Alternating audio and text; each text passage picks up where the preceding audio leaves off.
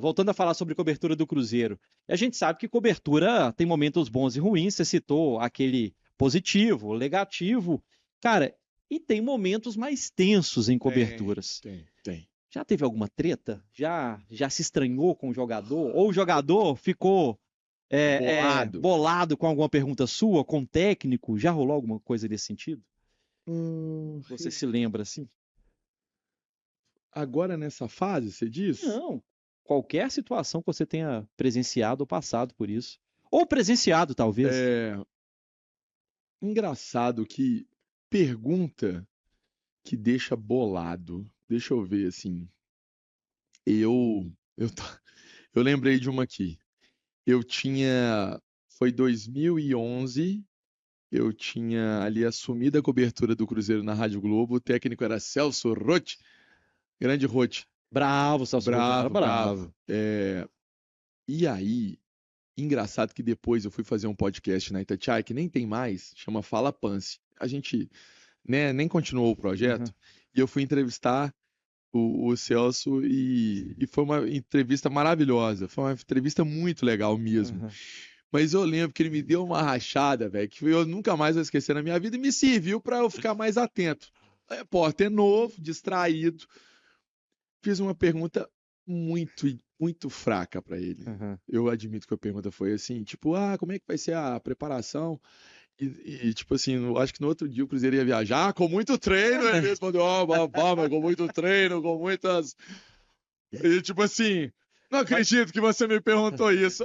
Mas foi uma o rachadinha. nervosismo, talvez, né? Do Acho início de que foi carreira, né, nervosismo velho? de início de carreira. Fiz uma pergunta, né, que é trefe, lógico, a resposta não tinha que ser boa. Mas eu lembro de eu falei, gente, e aí e acho que foi bom para ficar mais atento às perguntas Uhum. e estar mais atento ao ambiente. Aconteceu isso, mano. Ele ficou bolado, ele ficou bravo. Aí acabou a entrevista, ele fez assim, tipo, pô, não acredito, não é possível que você falou isso. Mas assim, e aí foi É engraçado porque que. às vezes incomoda a pergunta que a gente faz, né? E é uma É, obrigação nossa fazer uma pergunta que possa incomodar às vezes, né, e cara? assim, e nesse meio tempo, né, lógico, por exemplo, já como setorista do Cruzeiro, fiz perguntas para treinadores que passaram na casa, né, que passaram no Cruzeiro, Pepa, outros que passaram no clube. Cara, assim, eu sinceramente, eu acho que a gente consegue fazer a pergunta também sem ser muito polêmico, sabe? Acho que você não tem que ter essa, eu sou aquele que Gera chego polêmica, né? Não, para só. Para. O culpado, às vezes o culpado menos é o treinador. Às vezes o jogador ali na zona mista também, você vai fazer a pergunta para ele, às vezes o cara, né, teve uma série de coisas que aconteceram para ter o gol, porque às vezes a gente se prende ao momento final do gol, né, que aí teve um toque errado, uma coisa. Mas vai ver lá na frente o que estava acontecendo, a confusão que foi lá na frente. Então, assim, eu tento, eu prefiro ser mais justo, assim, Uhum. nas coisas para perguntar, entendeu?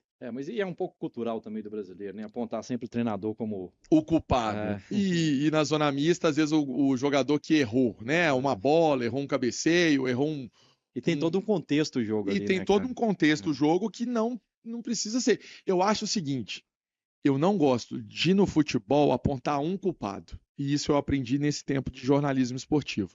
No jogo em si, nunca se tem um culpado. Fazer isso é pesado demais para isso que nós acabamos de falar, para a saúde mental do atleta e para outras coisas. Isso é muito pesado. Você culpar o único cara que perdeu um gol, que errou uma defesa, que errou alguma coisa.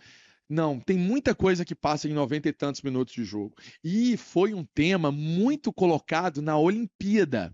Em Paris, cara, Mayra Guiar chorou na zona mista, um monte de gente teve ali alguns erros, né, do nosso time Brasil.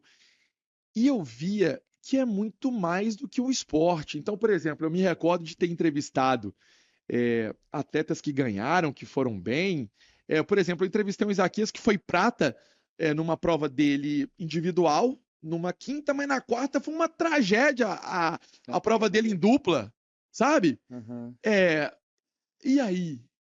E se lá na prova do dia anterior eu tenha sido um pouco passado da dose. No outro dia a resposta veio, ele foi medalhista. Uhum.